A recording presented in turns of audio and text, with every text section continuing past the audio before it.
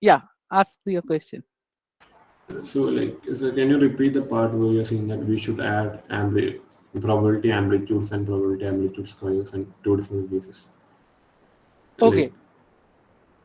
Yeah. So you mean to say, wait. So let me go to the lecture one.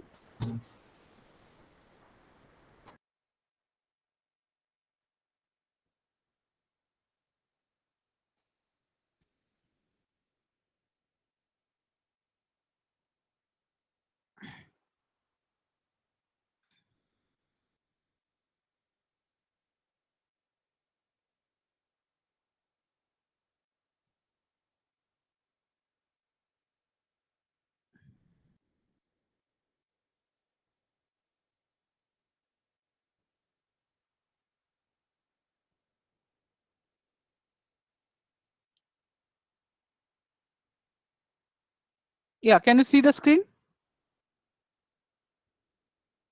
yes, sir. The yellow screen. Yeah, we can see it. Okay. Yeah. Right. Yeah. Here or here? Yeah. Here and here, both. Okay. Before I talk about it, someone else help me with explaining this.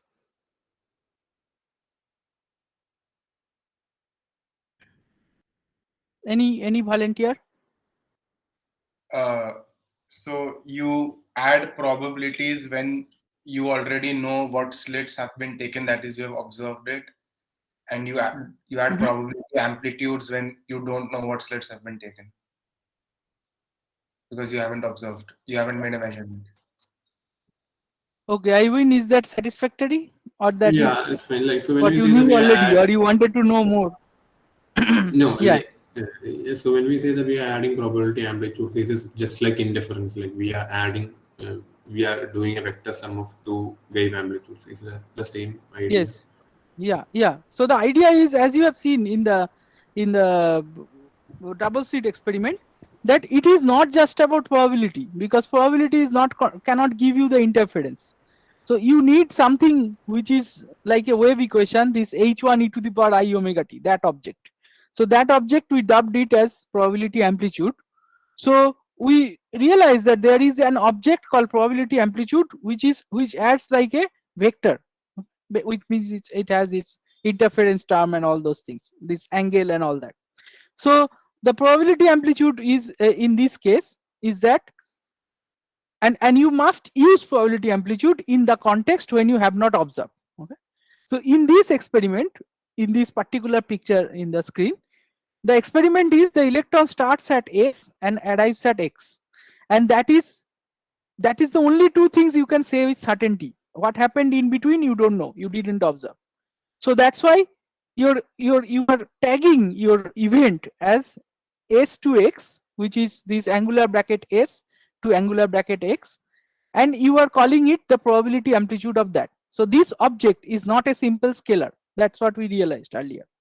It is like this h1 e to the power I omega t kind of object. Okay. Now this is a complex number, and I think I explained that in a Piazza comment. I can tell you also later that why it is the only choice. There is no other choice. Like you cannot even write sine, cosine, or anything. Okay? So now you will do that. You are considering this scenario. So now you have to add this amplitude when you have not observed. Add this amplitude of all the possibilities. This is basically not a new thing. It is just a making a abstract rule for this whatever we have seen already here. We are learning it from the wave optics or water wave, and we are transporting that machinery here. Except we don't know what is the object. What is the object physically? I mean, we know, but we don't like it. I mean, because it's a probability amplitude, lives in some abstract space. That is the point. Those things are not something we are very comfortable with. But the machinery is exactly the same. It is just the same object. So it is exactly what you did there. This h1 e to the power omega t. Now you are naming it this is probability amplitude. So x to s, it has a conditional statement underneath that it is both holes are open, and that is must be a sum of what happens through hole 1 and hole 2. Now whole one means you can split this event into two other subparts, because now let's say I clearly stated it's whole one. So it happens in two steps. First x to, s to 1 and then 1 to x. Similarly s to 2 and 2 to x. That is why you are writing it in these two parts. Okay. Now you can do it any number of time. You can do it any number of time, any number of holes, any number of slits, anything. You just have to split it accordingly, and that is a convention of writing, and then you add the possibilities. That is exactly extension of this h e to the power I omega t rule. Now you are going to now here we are showing a scenario where these things are little more complicated, that whether you observed or not, whether you observed here or not, all this kind of thing.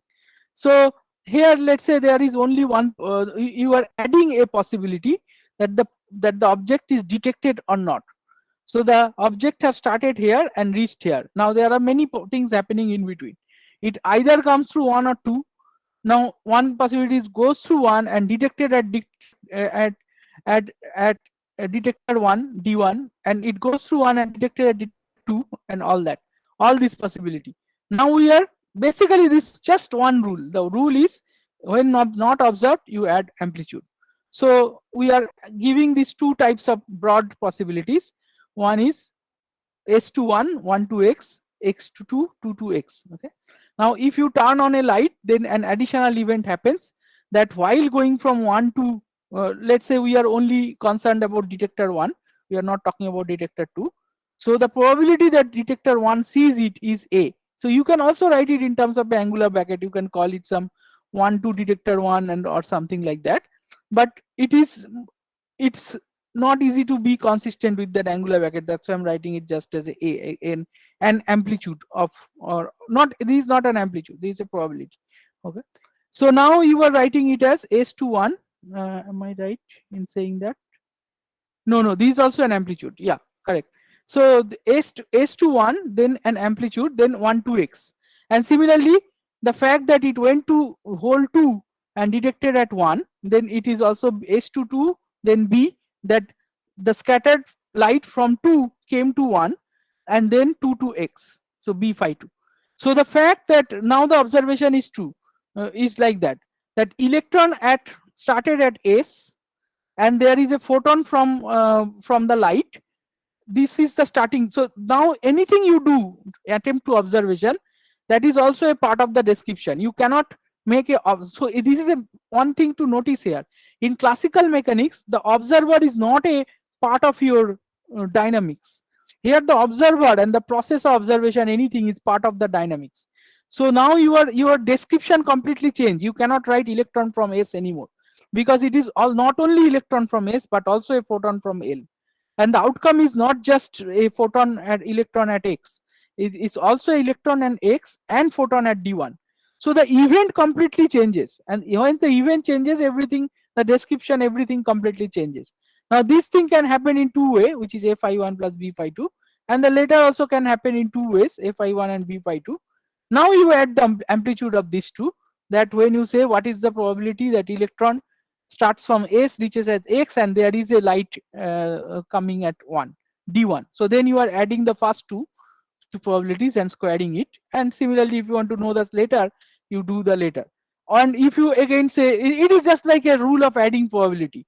The third one is finally electron at x, whether it is d1 or d2, it doesn't matter. So that means you have to add both of the probabilities. So this is like that. So this is the rule. So this is one easy way to remember this rule, is that you should not add amplitude when the final conditions are different. So in this case, for example, here there are two objects. There's electron from s, photon from L. The initial condition is same, but final condition are different. Which means if you are going from one path to another path, one point to another point, you are adding all the possible ways to reach from point A to point B. But if for some reason your question is what is the probability that it will be either at a point B1 or at a point B2, then you have to add probabilities to all the ways to reach from A to B1 and A to B2. But these probabilities are computed by adding amplitudes of all the paths that connects A to B and all the paths that connects A to B1 and all the path that connects A to B2. Is that point fully clear? Yes, sir. Yeah. Okay. Okay. Don't ever screw up this, because you will see various again as just like this this experiment I told you earlier. It's called force concept inventory. You can Google it. Okay. It was an education experiment to understand how much physics education changes one's common sense, or like yeah, the instant reaction. And turns out it doesn't change much. But we will try to see as much as we can. So this, think about, this is not an easy situation. This thing rule is easy to know and memorize, but not easy to apply when you see a complicated situation. So think about it again and again. Explain it to someone else until it completely becomes a part of your system. Okay. More questions? I have one for lecture 2. Okay. I have So 2 yeah, questions really. sure, I was sure. a little uncomfortable with the fourth one. Can you go to the modified Stern Galak? Yeah. One? No, here I don't have it. I'll go to the lecture 2. Just a second.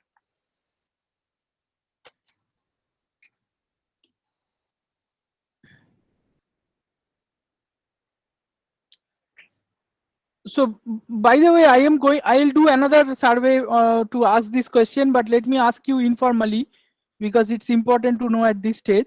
So are you fine in this way of lecturing?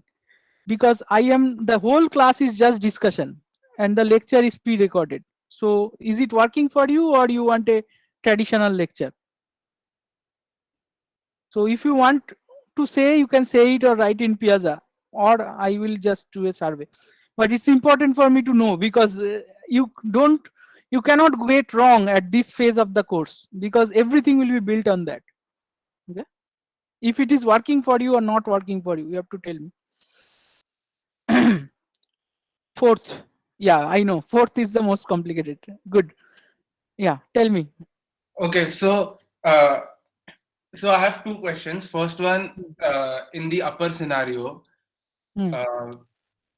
suppose we have a light source that is extremely low frequency, so it would, like, the photons won't affect the path of electrons at So all. where do you get? Are you getting photon here? It's a all. No, Or I'm you are saying adding a photon. Okay, I'm fine. adding the photon. So we have a very Okay. low intensity source of light, and in the modified SGX apparatus between the first and the second box. Hmm. So the difference between the 2 scenarios was that in the first scenario we don't make a measurement. In the second we make a measurement, right? So Which first and second? like the 2 Stern modified ones that we had done. Yeah. So modified means all of them are modified. The only Stern-Gerlach, original Stern-Gerlach is this one. Not one, not even one. This picture is the only Stern. Everything else is modified. No, I So, meant like the oh, this drawn- apparatus. You are talking about this apparatus. Yes. So you have a light source in the middle of this Yeah. So the first, longer magnet. Okay. yeah. So the first block, it splits it, and the last Yes. 2 blocks they bring it They back together. recombine. Right? Right. Yeah. So between the first and the second block, I want to make a measurement, Okay. and then I want to put that through the SGZ. Okay. So will I still, now that I've made a measurement, would I still only Yeah. So any obstruction. Okay. Well, someone else. Can someone else try to answer that before I say it?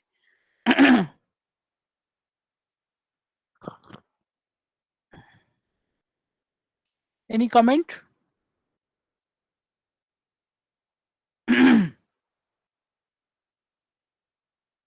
Any attempt? It's fine. I mean, why it is so silent? I can't understand what are you trying to measure with shape? Yeah, The say that photon. again. I didn't hear it very clearly. Yeah, I can't understand what is he trying to measure with the photon. Yeah, so Ivan, can you, I not who is Yash? Can you explain what are you trying to measure? Yeah, so before, like, when the beams split and they recombine, between that, after they split and before they recombine, I want to measure them. So I want to look at the electron splitting.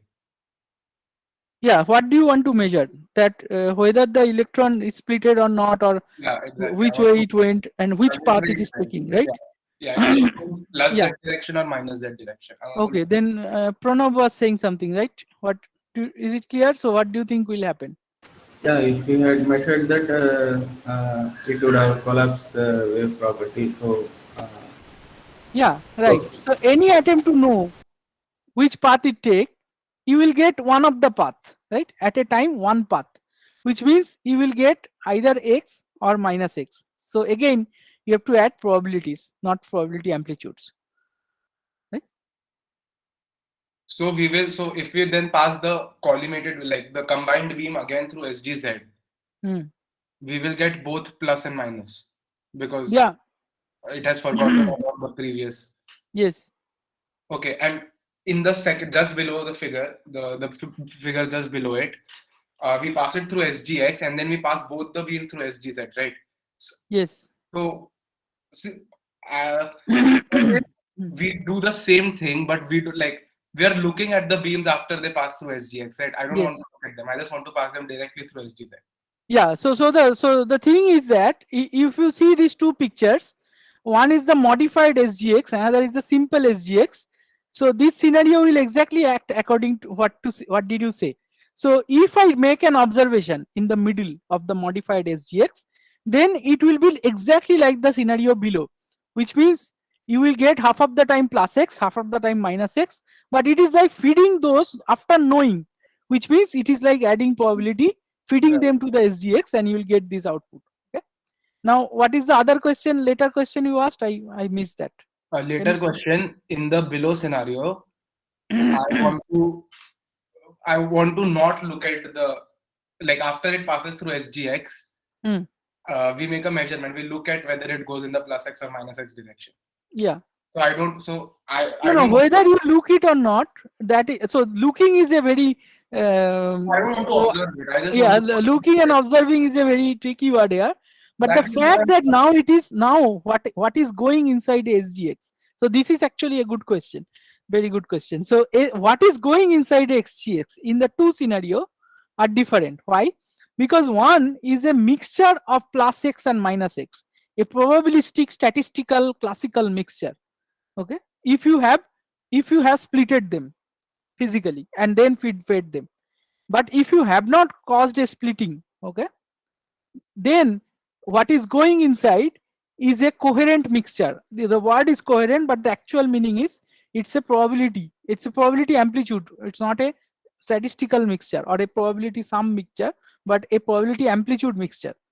So that's why you will, whether you observe it or know it or not, but if you have splitted the beam and then recombined and then fed them separately in the SGZ, okay, so at a time you know it is plus x or minus x, even if you have not measured, because you have already splitted them. But if you recombine them before feeding it, then you and not observing but at only recombining, then you know what is, you don't know what is going inside SGZ. Then you know it is either you, both of the case you don't know, one of the case you don't know like a coin toss sense, another of the case you don't know in a quantum sense, because it is both plus x and minus x at the same time. Okay, is that clear? But no, because Okay, good. does the act of splitting, like after passing Yeah. through the SGX apparatus, Yeah, does act the of act of splitting is like a observation, because you have already splitted this. So what you are feeding it, a single electron is either plus x or minus x. You don't know, but it is either plus. It's like tossing a coin. You don't know head or tail, but it is determined, right? But It is in not the both head first, and tail. in the above scenario, it is also passing through an SGX apparatus. Yes, but it is combined. So after it is coming out of the apparatus and entering at SGZ, at that point, But they'll be combined probabilistically, right? no, no. That is the whole point. They are combined as an amplitude because they are not splitted out of the device. So here there is no concept of in a, so this recombination is for even a single electron, right? But in the second case, the recombination. So let's say you have done something to put this plus x minus x in a box and then sending it. Okay, So a single electron is either plus x or minus x between the SGX and SGZ in the later case. In the former case, a single electron is a superposition of plus x or minus x before they are entering into SGZ. Out of SGX, out of modified SGX and entering SGZ in between, it is a superposition of a plus x and minus x. In the later case, it is either plus x or minus x, a given single electron. Okay, is that point? So SGs, Yeah. the SGs, if we just look at the experiment SGZ apparatus, it has one input and two outputs, right? Yes, It, in the former case. In the what- later case, you can also do that. Let's say you have a holding area where the atom comes and then it goes to the next. Okay. No, but my question is that what is the I'm unable to see the difference between both the apparatus if we don't like put a light source or something. How if the act of splitting equates to the act of observing, it should be the same in the No, act of splitting is not act of splitting and recombining. That is what is happening in the first case. In the second case, that is not happening, right? It is not just act of splitting. If you put a light source, then it is same as second case. You are not convinced? I mean, I get it. I can say Okay, it. okay. Let someone we- else help it because probably I am moving in a circle. So can someone else help it? Or everyone else has the same confusion? So I have a doubt with the same thing. Like once we Okay. keep a light in between and the Oh. middle thing, and we allow them to recombine, would it be like it won't change the same? It would be the same scenario, right? It would be like just one single beam entering the third SGC. Yeah, it is equivalent to the second experiment, which means you know that it is either plus x or minus x at a given experiment. Okay. Like so, what is the second experiment that you are saying? I think. Yeah, the second experiment. Let's follow a electron alone in the path. Okay. So in the second what happens in the second experiment? It's simpler because a plus z enters. Let's say plus z electron enters in the SGX, and it is splitted. The device splits into plus x or minus x. Okay. So a single electron, it enters at plus z, it exits as plus x, let's say, in a given experiment. Then it goes to the SGZ, then it is 50% probability is to be plus z or minus z. So let's say it goes to plus z. Okay, everybody is fine with that? Yes. Sir. Yeah. Okay. Okay. Now let's say a second electron comes, does the other way. It enters SGX, it becomes minus x, then it enters the second device, it becomes plus z. Or other way, whatever. A single electron, that is what it will do, right? Now imagine this for the first experiment. A single electron enters the first device, exits as a plus z, okay? Then enters the second device. Then it exits still as a plus z. It doesn't matter what happened in middle, right? Because it was splitted and recombined or whatever, you don't know. So it exits still as a plus z, and then it follows the usual pattern. A plus z is a superposition of plus x and minus x. It is entering the third device, so you get a 50% probability. Right? So in the first device, the input of the third SGZ is a plus z actually. In the second device, the input to last SGZ is a 50% mixture of plus x and minus x. Is that point convincing? Yeah, Or that point is fine. Like what I was saying is that if you keep a light source, what would be the input? Would it be like Okay. just plus x and minus x, a combination Okay, of these yeah, two? I'll tell you. So if you put a light source in the modified SGX in the middle, okay, or some detection mechanism, which can tell you that the electron is plus z or plus x or minus x inside. That means you have interrupted the electron. You have learned that its state. So therefore, the electron that will come out of the modified SGX will be either a plus x or a minus x, not a superposition, not a plus z. In the first case, when you don't have a light source, the output of a modified SGX is a plus z. It's same as the input. So this is actually a do nothing apparatus. So a do nothing apparatus will do nothing. But if you put a light source, it will see and then it will feed a plus x or minus x, and that is equivalent to the second experiment. Is that point But fully okay? Not good. since we understood that we have a plus s and minus x, but after that we are allowing them to recombine, right? So Yes, but we basically, are not recombining anymore. There is no recombination, because if you have observed, then the electron didn't split into two parts.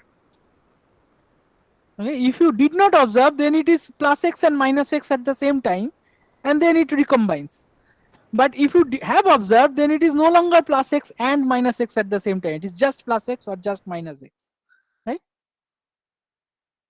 It is exactly same as the double slit, except a convoluted scenario. Makes sense? I sense that it doesn't make sense.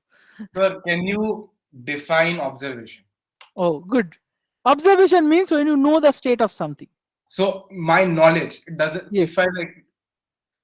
Now again, you are using the term knowledge in a different way. Right? Well, by that I mean that you know at least in principle. So, for example, if I have a plus x device, okay, a SG plus x device, okay, let me even not use the word knowledge, but at least a observation is something where before the state of the world before the observation and after observation is not same.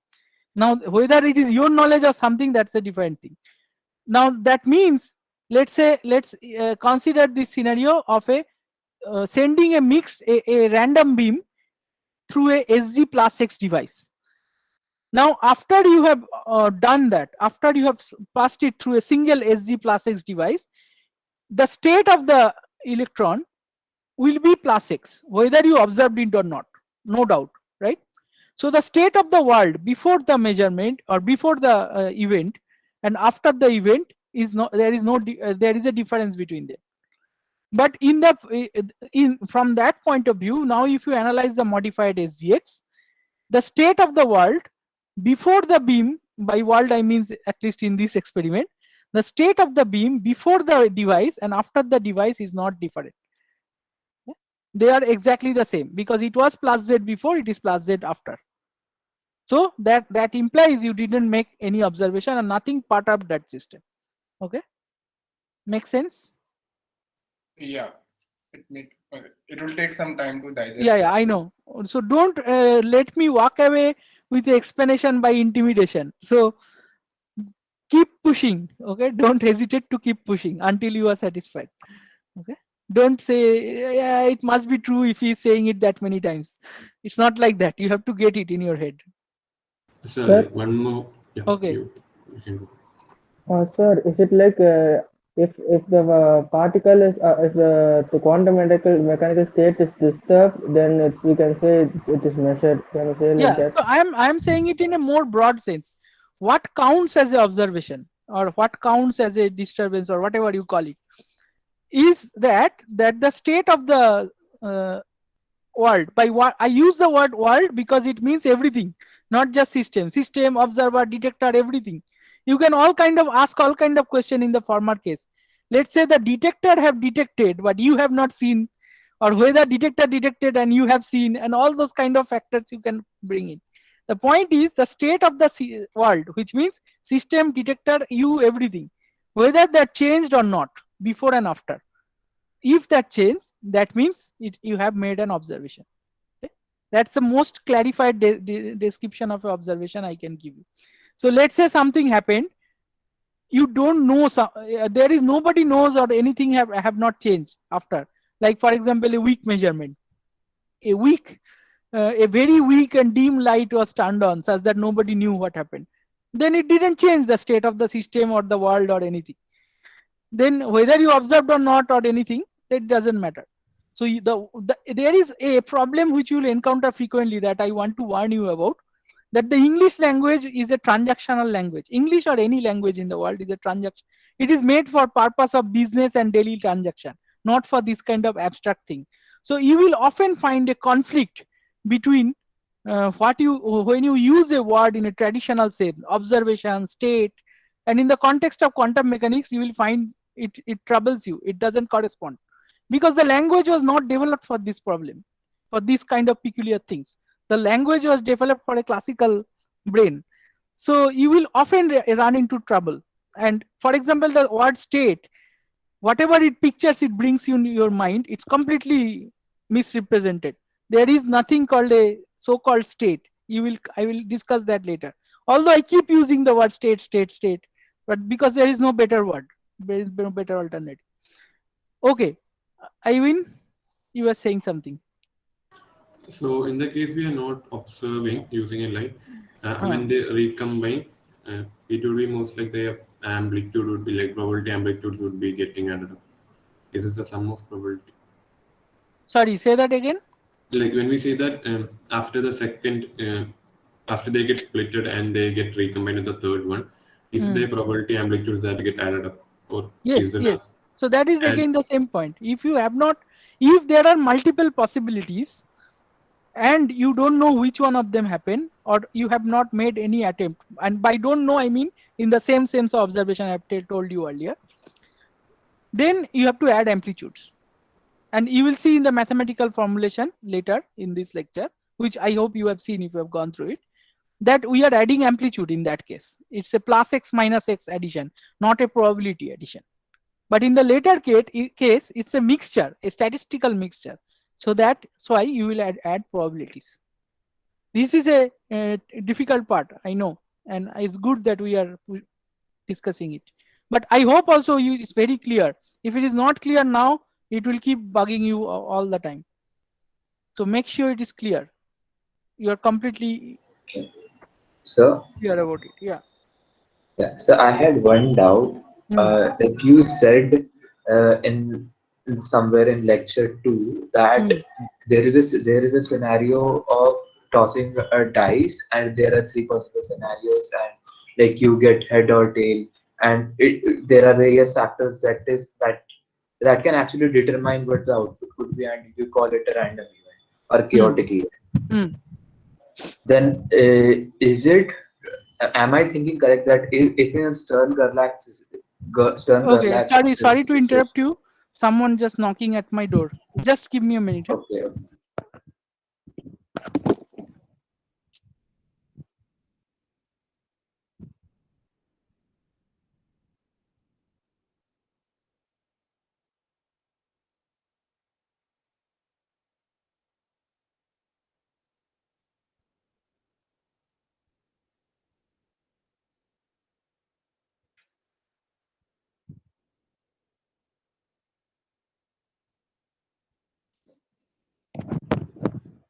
Yeah.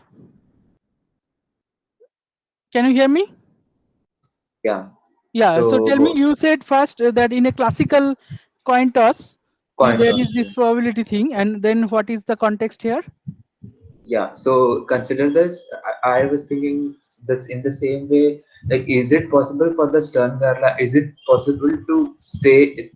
Not possible, but is it correct to say that in the Stern Gerlach experiment also, like you have those magnets and you can determine, like it is also somewhere governed by some laws, and you can actually determine where the No, that electron is the point. That is the whole point of quantum mechanics.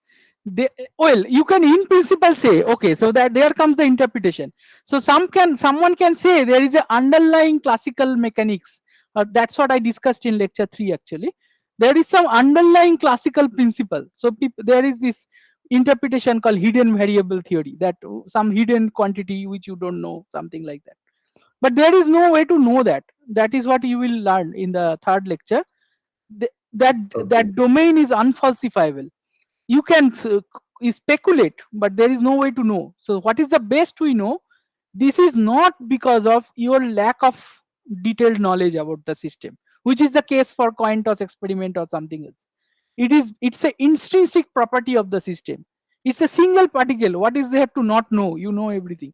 I mean, all the conditions of the experiment.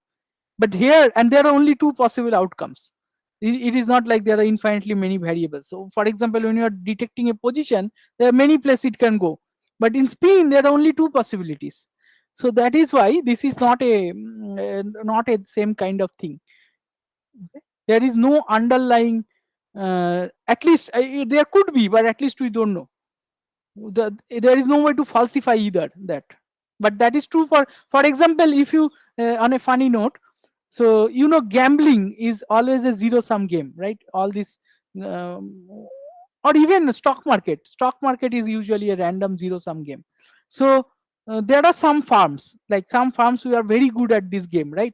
For example, Renaissance Technologies, or by the way, if you don't know about Renaissance, you can look up. There is this mathematician Simons, of Chern-Simons theory of topology.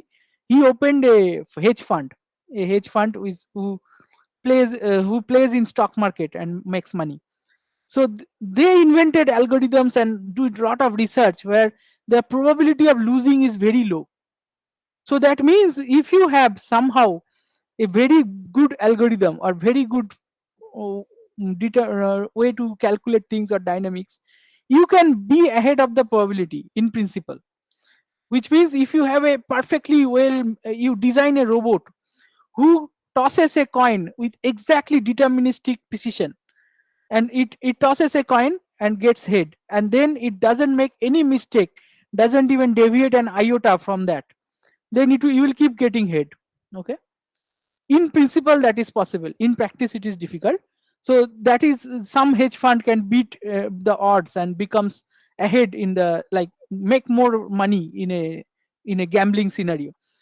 So that there is nothing like that in quantum mechanics. There is no algorithm, or there is no better calculation or better detailed analysis which can help you to know something better. It's the intrinsic property of the system. Make sense? Yeah, okay. I think it will be more clear after I watch lecture 3. Yeah, go through the And lecture also, 3. Yeah. yeah, and also in the the thing which we are discussing right now, most of the part was clear. I was just a bit uh, not convinced by the one electron system thing, the one electron getting splitting into two, with No, it which is, is the having. picture is, no, the one electron is not getting splitted. It is a classical way of saying it. One electron doesn't get, so electron as a whole cannot, you should not think it in that length. We are saying it like that because that we are seeking all the possibilities. The way to say it, that the electron is everywhere at the same time until detected. Okay, it's like a wave in that sense. So it is, so then you can say it is passing through both of the, and there are multiple ways to say that. One way to say that is splitted, another way is this many world, and all those things, all those factors are there. But it is going through both of the slits at the same time, and it is the whole electron. It is not the half electron is going or half electron is going. The whole electron itself is going through both at the same time, and that can only happen if it is a wave. It cannot happen if it is a whole block of particles. So that is the picture. But the what wave of what? The wave of its existence, or the probability wave of its being. And and when you mathematically formulate it, you don't just think in terms of the probability, you think of in terms of the amplitude. So it's a wave of amplitude, not the probability. So that is the picture. Is it clear at least what is the picture and how it is consistent? You may not be comfortable easily that why it is true, and that nobody is comfortable with. That I can assure you. Okay. But is the picture is clear at least Yeah. without ambiguity? Okay. So try Sir, to yeah. So one tip again, I'm telling you, I already said it. It's not enough to read and think. You also try to defend it, like I am doing now. So this process of defending it is enhancing my uh, concept, not yours. So when you do it, it will enhance your concept. Okay. Yes. sir, yeah, last question about the modified one. Okay. So, if you just look at that apparatus modified one, the first part splits the beam and the last two parts bring them together, right? Hmm. Okay, wait. Yeah. So, what the last part of the apparatus is doing is converting plus x and minus x into a superposition of plus x, like individual plus x and individual minus x into a superposition of plus and minus x, right? Hmm? So, is that last part the same as an SGZ apparatus? Because that's what a SGZ does. It takes No, whatever. SEZ just splits, right? It doesn't superpose things. But splitting into plus and minus z is superposition in plus and minus x. Splitting Like, in if I take a plus x and Huh. put it into z, Hmm. it converts it into a superposition of plus and minus x. So yeah, inside Z it does, but after the output is done, it splits it into, it throws out one of them. Okay. Yeah. Yeah, So but you can no, say but that. Yeah. it splits it in like Yeah. x to z to x. Yeah. Yeah. So you are saying if I take a single beam and put it into SGZ, so before it is coming out, before it is coming out means before observing. Now it is well, no, this is not true. Wait, let me see. How can I say it? So if I put in a single SGZ, what is it doing? It No, is I'm splitting. putting a single SGX. Okay, any That's any SG. Okay, so SGX. So if you are putting a plus X, a plus Z beam into an SGX, okay. right. Now we know a Z. Now since a Z is made of or superposition of plus X and minus X, that is why the SGX device gets to split them apart. So that is the job of the SGX. If your device, if your system has any SGX plus X or minus X into it, the job of SGX device is to split them into two parts. Yeah. Yeah, my question is that job the same as saying that it converts a plus Z beam into a super, because No, a no, plus it doesn't convert anything into anything. It just reveals what is already there. But we forget about the original plus Z character of the beam, right? Yes, that's a different means- aspect. That is this compatible. That is the uncertainty related thing. But that if you have done know the Z part, you don't know the X part. That is the compatibility thing. But when we say that something is by the definition of plus Z is that it comes out of the plus hole of the SGZ apparatus, right? Yeah, So and it is a superposition of plus and other minus. partners, plus and minus X. This is already a superposition. The device doesn't make it superposition. But Okay. inside I put it as plus X. I only put plus X Huh? and then I put it into an SGZ device. Yes. And then it comes out as a superposition of plus X and minus No, X. it doesn't come out as superposition. Once it comes out, it just comes out as either plus Z or minus Z. No, Okay. but a plus Z is a superposition of plus X and minus X, right? Correct. So the job of the device is to split the plus X and minus X. So it is a superposition, and that is why it gets to do that. So when it comes out, then it is either a plus X or a minus X, right? A single device, a single electron. Yes, but like dividing a beam into plus Z and minus Z is exactly the same as converting a beam into a superposition of plus No. X and minus X. No. Because No. that's because if we put it through a SGX apparatus afterwards.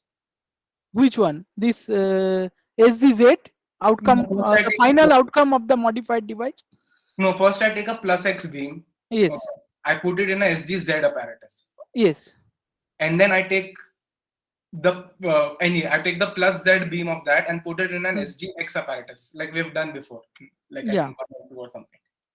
Yeah. So what happens first? We have a plus in, and let's consider the middle two things as one single apparatus.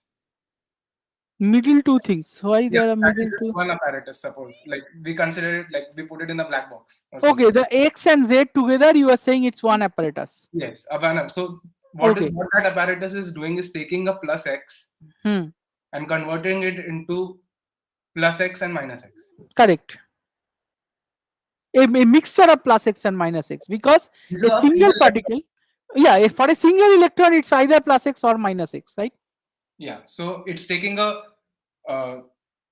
beam that is already split, that we already know is plus X. And You are then talking about the third setup, right? In the third setup, you are putting the last two components in a box. no, suppose we take the second setup and put the two components in a box. Okay, so let's follow one electron and see what happens. So one electron enters the device. Okay, now inside the device, this electron becomes either plus Z or minus Z. Okay. Oh, no, you are right. I was talking about the third one only. Sorry, my bad. Okay. So you are take the last two components and put it in a black box. Now what happens? Follow a single electron. A single electron enters the first device. It exits as a plus Z. Okay. Then it enters the second black box. Inside the black box, after it passes through the first device, it becomes a plus X or minus X. Let's say plus X. Then it goes to the third device. Then it becomes either a plus Z or minus Z. So let's say plus Z. So what you get at the end is a plus Z, let's say. So then you do another experiment. In the next experiment, so are you, when you are putting these two in a black box, are you blocking the minus X or not? Yes, I'm blocking it. Yeah, so you will consistently get the same result as whether you put it in the black box or not, because you know for sure what is happening between is a plus X. Okay, you are not making any attempt to do anything else, right? Wait. Oh yeah, right. Okay. Okay, yeah, I think I got it. Okay, good. Makes sense to everyone. It's important that you all get this part, all these tricky things. If you don't get it, later everything will look fuzzy. It will like you won't internalize it. You will just know how to solve some matrices, how to solve some differential equation. You won't learn quantum mechanics if you don't get through this part very clearly. And by clearly, I mean you should have the ability to defend it to someone else asking random questions like you are asking to me. Okay.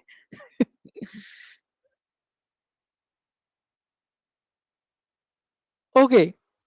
More questions, or we should wrap up?